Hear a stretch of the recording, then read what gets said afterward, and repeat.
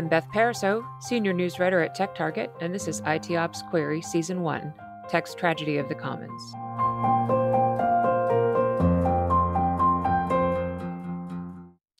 Today's guest is William Morgan, CEO at Buoyant, a company that sells commercial and SaaS support for the Linkerd Service Mesh project and employs all of its maintainers.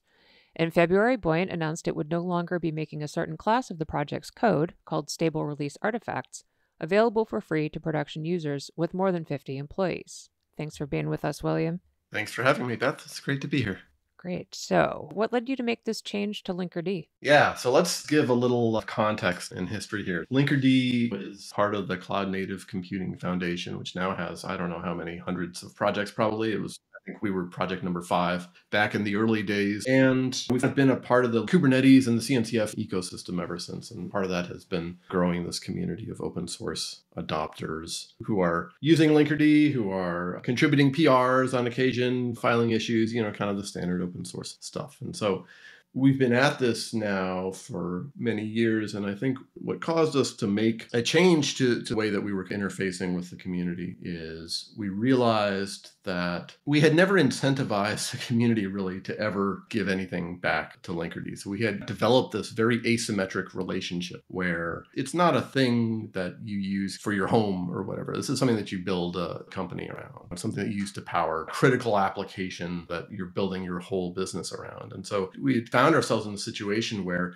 we had so many companies out there that were using Linkerd, that were building businesses, in many cases, billion-dollar businesses on top of Linkerd, and had no reason to contribute back to the project, had no reason to fund the project, had no reason to do anything. And that was a problem. In fact, that was an existential problem for Linkerd. It's not a moral issue. It's not like we're expecting donations, but we had to be in a situation where the users of Linkerd, for whom it was enabling something very powerful and profound, to be able to contribute back to the project. And so that was the recognition. That was like the state we were like, okay, we can't continue doing this, because if we continue doing this, then the alternative is that the project dies.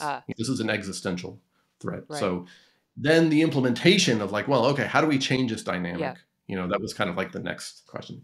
The thing that was really worrisome to me was that the historical mechanism for funding these early stage open source projects is you get support, and then you use that to bootstrap the project and you evolve from there.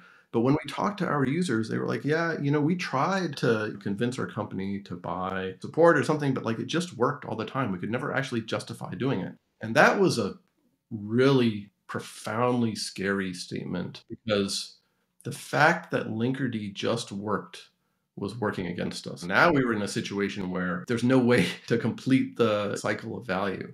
So that was something we had to change dramatically. So other companies that have found themselves in a similar predicament have changed their licensing. Yeah. Why did you take a different approach than that? We considered a whole bunch of options here, and we did think briefly about that. I don't know that that was really necessary in our case. I think we kind of liked the dynamics around Linkerd and the CNCF, and changing the license would have been one way of going about this, but it seemed very dramatic. The companies for whom that is the choice they make, often it's because they've got a whole bunch of competitors who are taking the literal source code and then turning that into like a provided cloud service. And that wasn't really the situation for us. Obviously, Linkerd has a lot of competitors with their own projects, but the situation for us was really more about connecting with the end user community who were getting value, and less about defensibility from these competitors that were coming in parasitically consuming some of the value chain. So what has the feedback been so far from the community? Have you reaped the whirlwind or what?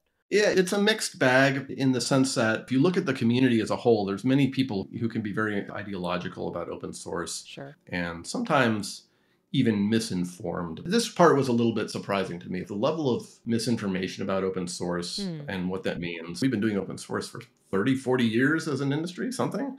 Almost half a century, it's got to be. Yeah. So I kind of figured like everyone would kind of understand what that meant. And yes, there's variations among these licenses. And is it free as in beer or free as in puppies? But all those arguments, I kind of figured that had all been hashed out in the 90s or something.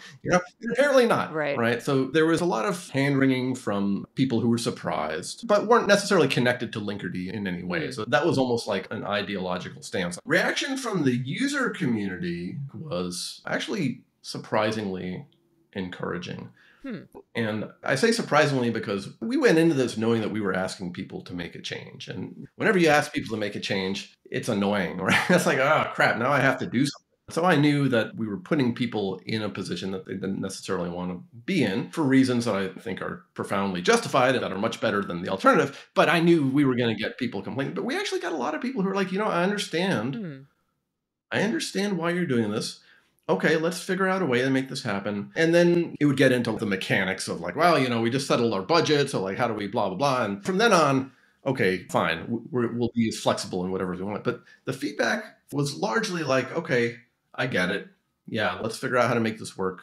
That seems fair. Uh-huh. And that was kind of gratifying. Was there any feedback that will cause you to rethink anything about how you proceed? Is there anything you're going to change based on user feedback? For sure, yeah. There's a couple things that I think we didn't get quite right. And I guess I'm grateful that we have an opportunity to get some clear feedback. Feedback is a gift, as they say, and we got a lot of gifts. So what we said was, hey, we're no longer producing these open source stable releases. And we said, at the same time, we recognize that kind of leaves a hole in how people are adopting Linkerd. So we're going to make it free for smaller companies. If you are under 50 employees, then it's just free. If you're 50 employees or more, then you have to pay based on number of clusters. And like the specifics of how we did that pricing were not right. They didn't work for people. And so a lot of the feedback we got was like, I really don't want to rip out Linkerd, but that number, when I multiply X by Y, I get $1 billion. That ain't going to work. So that's the thing that we're correcting as rapidly as possible, because I don't want people moving off of Linkerd. Right. And I don't think they want to do it either. Yeah. I'm not trying to squeeze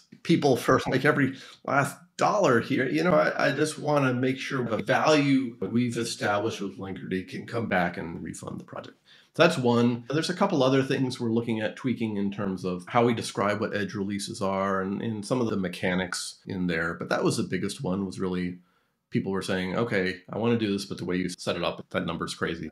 I guess we could get a layer or two deeper into stable release artifacts. What are they? Why did you decide to make those the focus? And how does that work? Yeah, so if you look at an open source project, the minimum requirement to be an open source project is that you have all the source code made available and it's under a specific license. And if you're in the Cloud Native Computing Foundation, there's really one predominant license that you basically have to adopt, which is the Apache License 2.0. And that license says all of this code that is in this repo, anyone can use it for any purpose, including commercial purposes. On top of that, you can then do things that are effectively conveniences for the user. So, okay, we've got a whole bunch of code here. If you actually want to run Linkerd, well, you need to compile it. You need to turn it into container images. You're probably installing it via Helm or via some CLI. So like you need some YAML somewhere to actually apply it to your cluster. And all of that stuff is what we call the release artifacts. These are the bits that make it very easy for you to take Linkerd and put it on your cluster. So you're not compiling stuff yourself, because the build process is non-trivial. And then you can choose as a project, what type of artifacts are they? How often do we do them? Where do we put them? Those are all choices you can make that don't influence whether you are open source or not. And that's all. I'm just kind of being a little repetitive on that point, because I saw a lot of misconceptions about that. There was a nice blog post from Matt Farina, who's one of the Helm maintainers, I think, that just landed in January of this year, saying, or like talking about this exact situation preemptively, which was kind of neat to see. And so in Linkerd, what we've done in the past is we've said, okay, we're going to have two classes of these artifacts. We're going to have the edge artifacts and we're going to have the stable artifacts. Edge is going to be what, we're going to do this like weekly. Once a week, we're going to take whatever is on the main branch and we're going to bundle that up, and here's something you can download and you can try. So in other projects, you might have nightly builds or weekly builds or something like that. We called ours Edge. And then we're also going to produce these stable artifacts, and we're doing some additional guarantees. Basically, we're going to optimize for minimizing the amount of change between subsequent stable artifacts. And kind of the intent was that hopefully a lot of people are downloading these Edge releases and testing them and giving us feedback, but everyone took the stable release artifacts, they deployed them to production, they built their businesses around them, and then they never had any reason to talk to us. Right. And I know the specter of vulnerabilities being in those Edge releases was raised, and you wrote a blog clarifying some of these points, but you also said you're considering, I think you called them marker releases or milestone releases? Yeah, so the Edge releases have all of the latest code, right? Which means anytime we find a vulnerability or there's a CVE or anything, and we treat that stuff very, very seriously in Linkerd. Linkerd is a security project, almost first and foremost. We've got a formal security policy. We've got a great track record. We've got public third-party audit, fuzz testing. We've got all the stuff that you would expect from a very security-centric project. And none of that has changed. The Edge releases have the latest bug fixes. If there's a CVE fix or anything like that, that goes into main and then it goes into Edge as rapidly as possible. So none of that has really changed.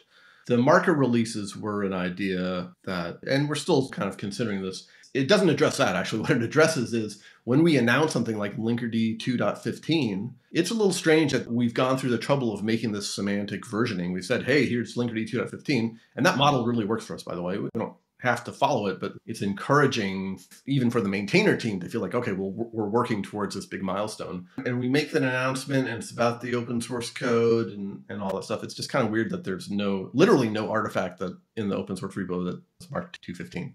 So there is an Edge release that corresponds to that. Maybe we just copy that over and say, hey, this is now our open source 2.15 kind of marker release. Right.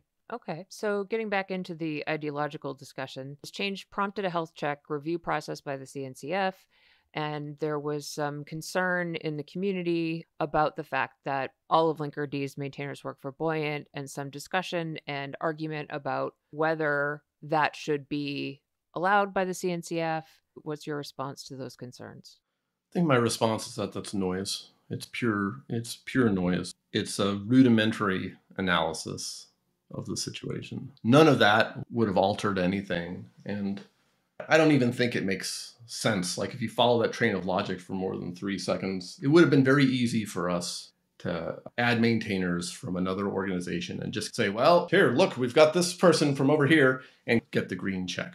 It would have been very easy for us to say, yes, there's another vendor involved here. And I didn't want to do that because I don't think that would have been in the spirit of how it was intended. But B, I don't think it changes anything about the project. People who are saying that are saying, oh, well, this is how you ensure stability. What do we want here? We want a nice, stable project, long-lived. We can't have it vanish. And none of those things actually relate to project stability. They either come from ideology or they come from a very facile understanding of the situation. For a project like Linkerd, there's really only one thing that determines long-term viability and long-term health of the project. And that's, is there a commercial engine behind the project that's funding it? But some people take the attitude of Istio came into the CNCF finally and they ate your lunch. And if you die, then you die. That's part of the life cycle of an open source project. And as the CEO of Buoyant, though, your interest is in keeping Buoyant alive as well as Linkerd.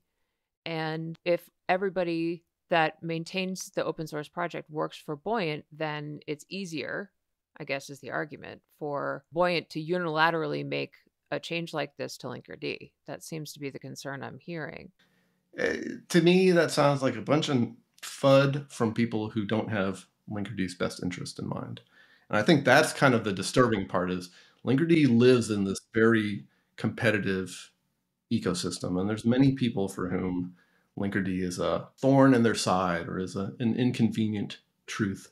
Or, for whom Linkerd stands in the way of them gaining financial success. And so you have to look at the motives behind some of these things. Okay. Given that Linkerd is not the only project to face this kind of issue, given your point about the wider world not having a totally clear understanding of what open source means, what do we do as an industry? What do you think can be done to solve this problem of sustainability and clarify open source going forward? I think the number one thing is we need to get straight as an industry that the number one thing that leads to project viability is there a commercial engine behind the project that is getting funded directly when it creates value for the project? That has to be seen as a perfectly valid, viable model because it's the only model that works. It's the only model that works with very rare exceptions. Sometimes you'll see an exceptional project that has a founder and the right set of circumstances. Envoy comes to mind, where I think Envoy was a pretty exceptional project in a lot of ways. But for the vast majority of projects, this is how modern open source works.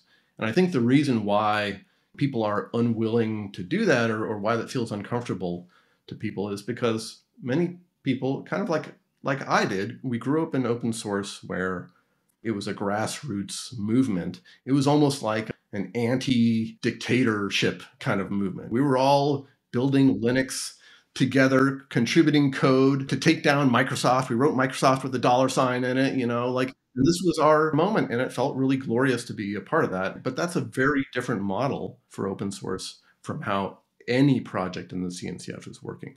Every project in this ecosystem has a company behind it that's trying to make money. Let's make that easier. Let's recognize if that's the requirement for a healthy, thriving ecosystem, then it's not a thing to poo-poo at or a thing to make harder or a thing to put obstacles in front of. That should be the thing that we encourage because ultimately it's good for the user.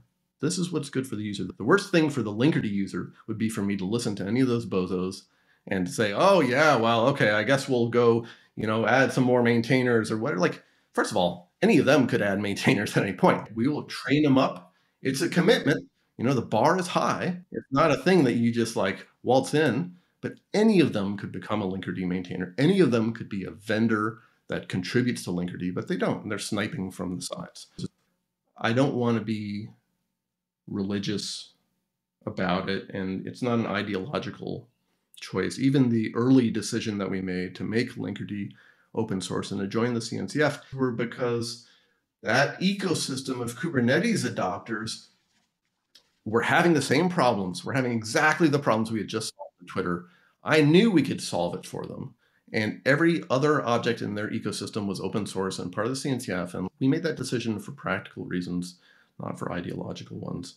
That approach is going to continue for me. I'm going to do what I think is best for Linkerd and its users, and whatever strategies or patterns or ideologies or whatever I have to adopt to do that, I'll do it if I believe it's the right thing.